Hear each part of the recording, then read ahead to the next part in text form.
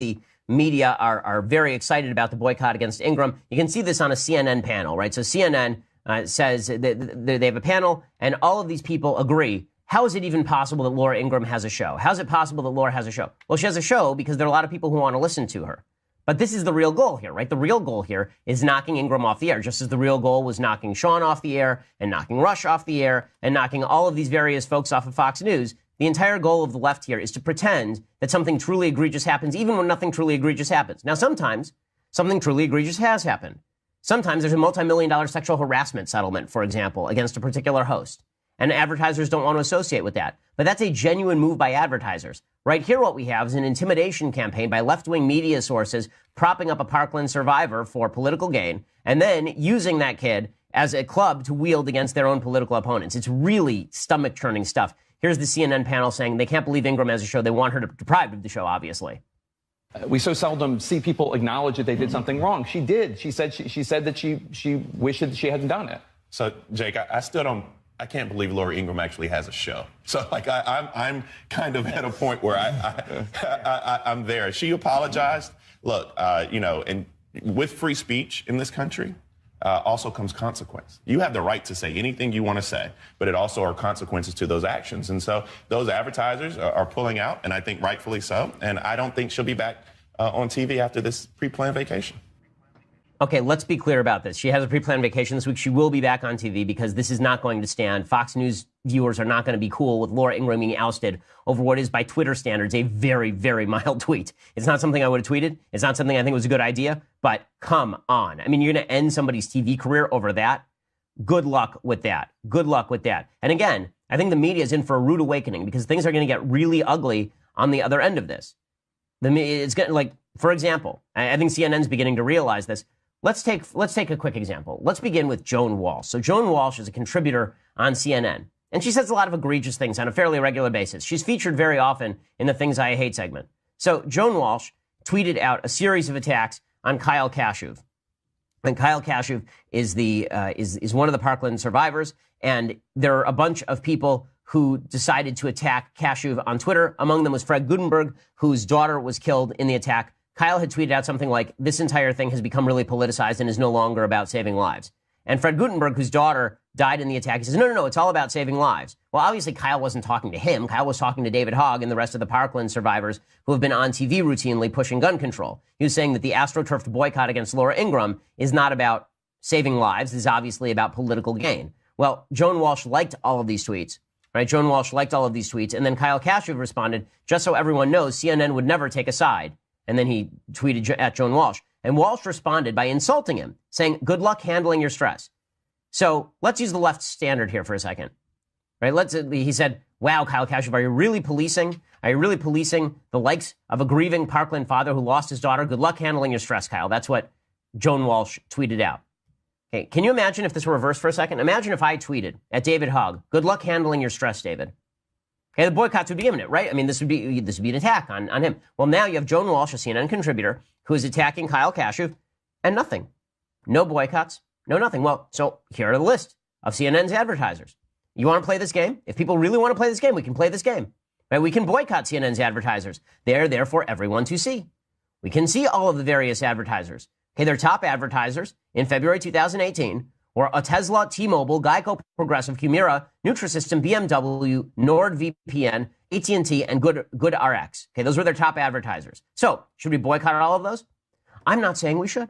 I don't think we should. I think it's really bad for discourse in America when we AstroTurf boycotts against advertisers based on a fake outrage.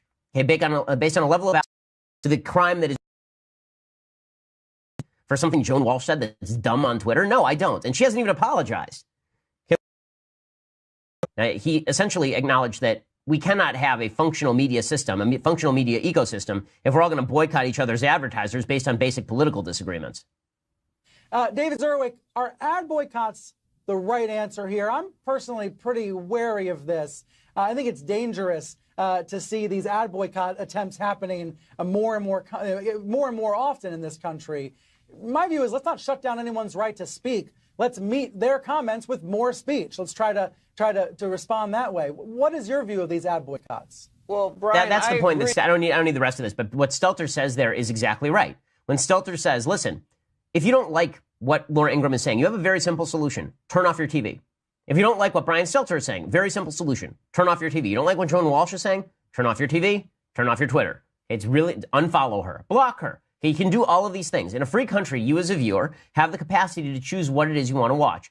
There are very few instances when an advertiser deserves to be hit for advertising on a program. Usually, it's when something so blatantly egregious and awful is done or said that the advertiser themselves would pull out anyway, because the ratings would drop anyway. I'm not a big fan of secondary boycotts, especially because they're easily astroturfed, because advertisers are afraid of controversy, and folks who are politically motivated know that. So if the left wants to play this game, the right can play this game too, and we'll see if CNN likes it as well as MSNBC, and we'll see if both of them like it as well as Fox News, because otherwise what we are watching here is a pure political hit done by certain networks against other networks for a political purpose. That's all that's happening here, and it's pretty incredible.